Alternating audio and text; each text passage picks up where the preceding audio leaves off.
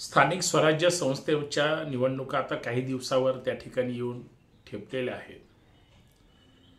एकनाथ शिंदे असो, अजित पवार असो, उद्धव ठाकरे असो, देवेंद्र फडणवीस असो किंवा शरद पवार असो, काँग्रेस आणि मनसेचं ते काय करतील हे सांगता येणार नाही। परंतु ही सगळी जी मंडळी आहे ही व्यक्ती सापेक्ष चालणारी आणि सगळ्यात महत्त्वाचं स्वतःच्या भूमिकांवर ठाम राहत कधी काय निर्णय घेतील हे सांगू शकत नाही। अशी महाराष्ट्रात कुजबूज आहे आणि खास करून सत्ताधारी पक्षांमध्ये। लोकसभेमध्ये भाजपला जरी फटका बसलेला असला तरी विधानसभेला जे पाशवी बहुमत भाजपला मिळालं त्यांचा फुल ओव्हर कॉन्फिडन्स आहे की स्थानिक स्वराज्य संस्थेमध्ये जर आपण स्वतंत्र लढलो किंवा एका पक्षाला घेऊन लढलो तर आपण 100% स्थानिक स्वराज्य संस्थेच्या सत्तेमध्ये आपण बसू शकतो।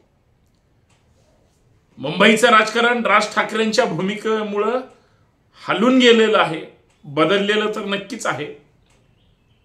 पण उद्धव ठाकरेंचं जे काही महत्त्व पूर्वी होतं त्याच्यापेक्षा कैक पटाने आता उद्धव ठाकरे सुद्धा स्ट्रॉंग झालेले दिसत आहेत। एकनाथ शिंदेची या सगळ्या ह्याच्यामध्ये गोची झाली आहे आणि मला असा संशय आहे की स्थानिक स्वराज्य संस्थेला अर्थात निवडणुकीची जी रणधुमाळी आहे त्याच्यात भाजपला सोडून एकनाथ शिंदे त्यांचा स्वतःचा परफॉर्मन्स दाखवण्यासाठी स्वतंत्र लढतील किंवा कदाचित स्वतःचा गट तयार करतील। त्यांच्या सोबत येणारे वेगवेगळे छोटे मोठे मित्रपक्ष आहेत त्यांना सोबत घेतील, भाजपला वेगळं ठेवतील, अजित पवारांना बाजूला सरकवतील। कारण अजित पवारमुळेच शिंदे सध्या एकटे पडलेत। कारण तसं काही त्यांच्या महायुतीमध्ये आता एकत्र असतानाचे चित्र चेहऱ्यावरून दिसतात, एक बोलतात, एक बॉडी लँग्वेज वेगळीच आहे आणि ज्या माध्यमाच्या माध्यमातून महाराष्ट्रासमोर जे चित्र मांडलं जात आहे ते सगळं वेगळं आहे। म्हणून एकनाथ शिंदेंना जर स्वतःचं कर्तृत्व आता सध्याच्या काळात जर टिकवायचं असेल, कारण वाचाळवीर त्यांच्या मंत्री आमदारांकडून पक्षाची प्रतिमा ज्या पद्धतीनं मलिन झाली आहे तशीच सरकारची प्रतिमा सुद्धा या वाचाळवीरांमुळे, बेताल वक्तव्यामुळे, घोटाळ्यामुळे, बदनामीमुळे मलिन झालेली दिसते आणि हे भाजपच्या लक्षात आलंय। भाजपचे काय 2-4 वाचाळवीर आहेत, अत्यंत वाईट बोलतात, त्यांना सुद्धा समज देण्यात आलेली आहे आणि खांदे पालट झालंय। मला असं वाटतं की महाराष्ट्राच्या राजकारणामध्ये भाजप असेल किंवा इतर त्यांचे सहकारी मित्रपक्ष हे त्यांच्या वाचाळवीरांची बौद्धिक वैचारिक खरं तर ते नसबंदी सुद्धा करू शकतात, कारण त्यांना बोलणंच वर्ज्य करू शकतात। पण या सगळ्या ह्याच्यामध्ये लोकांमध्ये जो सरकारप्रती अविश्वास निर्माण झाला आहे, ज्या पद्धतीनं बोलले होते वेगळं आणि अजून सुद्धा काही गोष्टी करायच्या तशाच राहिलेल्या आहेत। जनसुरक्षेच्या विधेयकाच्या विरोधात अख्खा महाराष्ट्र असताना आणि कदाचित तो मुख्यमंत्र्यांचा बालहट्ट सुद्धा असू शकतो की आपण जे करू ते पूर्व मार्ग, परंतु हे असं महाराष्ट्रात चालणार आहे का? आणि याचा फटका कदाचित इतर मित्र पक्षांना किंवा सत्ताधारी पक्षांना बसू शकतो। म्हणून एकनाथ शिंदे हा मोठा निर्णय घेऊ शकतात। एकतर एकनाथ शिंदे साहेब परत बॅक टू पॅव्हेलियन येतील, शक्यता 1001% कमी आहे, किंवा त्यांना मित्रपक्ष बनवतील, शक्यता महाराष्ट्रामध्ये तशी कोणालाही खरी वाटणार नाही। जे एकनाथ शिंदेचे आमदार 40 आहेत, गुवाहाटीला गेल्यानंतर आणि जात असताना किंवा गुवाहाटीमधून परत महाराष्ट्राकडे येत असताना अजित पवारांवर ते बोट ठेवून होते, आक्षेप होता। म्हणून आम्ही हे बंड केले असं म्हणले. त्याच अजित पवारांच्या नेतृत्वाखाली एकनाथ शिंदे साहेब त्यांचे सहकारी उपमुख्यमंत्री आहेत आणि ह्या दोघांनी मिळून देवाभाऊंना मुख्यमंत्री केलंय हे उभ्या महाराष्ट्राला माहिती. महाराष्ट्रात आता उद्धव ठाकरेंचं पारडं जड झालंय. उद्धव ठाकरे परत मुंबई महानगरपालिका जिंकायला बसलेले आहेत. सगळ्यात महत्वाचं, इतर जी लोक आहेत त्यांच्यापेक्षा राज ठाकरेंचं पारडं जमेची बाजू असल्यामुळं उद्धव ठाकरेंनी त्यांनाही गोंजारण्याचा प्रयत्न केला. पण ते कुणासोबत जातील, कुणाला पाठिंबा देतील हा संशोधनाचा विषय आहे. आणि निवडणुका अजून काही दिवसावर, महिन्यांवर येऊन ठेपलेल्या असताना बऱ्याच महाराष्ट्रातल्या जाणकार लोकांचं सुद्धा या विरोधी पक्षाच्या नेत्यांवर म्हणजे लक्ष ठेवून आहे, त्यांची बॉडी लँग्वेज तपासण्याचा प्रयत्न करतायत. तसंच दुसऱ्या बाजूला भाजप, देवेंद्र फडणवीस आणि भाजपची व्यूहरचना नीती याबद्दल सुद्धा लोकांना त्या ठिकाणी जागृत करण्याचा हा सगळा विषय आहे. पण जे चुकीच्या वक्तव्यामुळं सरकारला अडचणीत आणणारे विषय घडले, घोटाळ्यांमुळं किंवा अजून वेगळ्या वेगळ्या प्रकरणामुळं जे सत्ताधारी भाजप अत्यंत बॅकफुटवर गेलेली दिसते, याच्यातून शेवटी सत्तेसाठी अजित पवार सुद्धा भाजपसोबत गेले आणि सत्तेसाठी एकनाथ शिंदे साहेब सुद्धा गेले. शिंदे साहेबांना आता प्रश्न पडतो की जर हे सगळं असं वेगळ्या पद्धतीनं घडलं तर आणि आम्ही सत्तेतून बाहेर फेकलो गेलो तर काय करायचं. आणि कदाचित ही गोष्ट, त्यांची जी शंका आहे हे नाकारता येणार नाही. परंतु मग दुसरा पर्याय काय? सगळे विरोधक एकत्र येऊन सत्ताधाऱ्यांच्या विरोधात लढतील आणि ताकदीनं त्या ठिकाणी सामोरे जातील सुद्धा.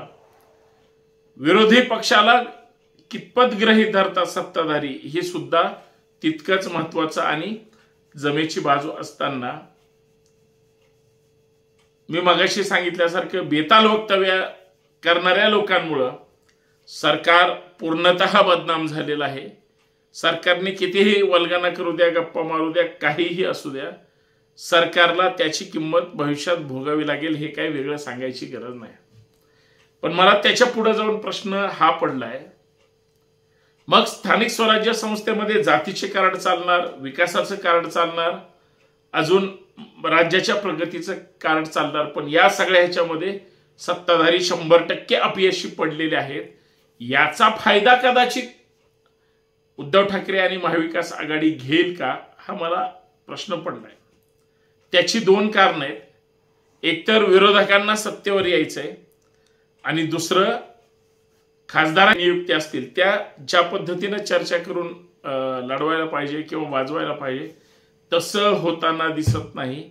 आणि मग माझ्यासारख्या कार्यकर्त्याला प्रश्न पडतो की कार्यकर्ता आदर्श आयुष्य जगवून आदर्श समाजाला देण्याचा प्रयत्न करतो, त्याच पावलावर पाऊल टाकून लोक बघितल्यानंतर आचरण करायला लागतात, लोक स्वीकारतील, विश्वासार्हता लोकांना वाटेल, ही सगळी मला असं वाटतं या माध्यमातून विचार करणं गरजेचं आहे.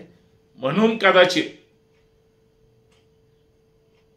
कदाचित या सगळ्या प्रकरणामध्ये, या सगळ्या गोष्टीमुळे जर आज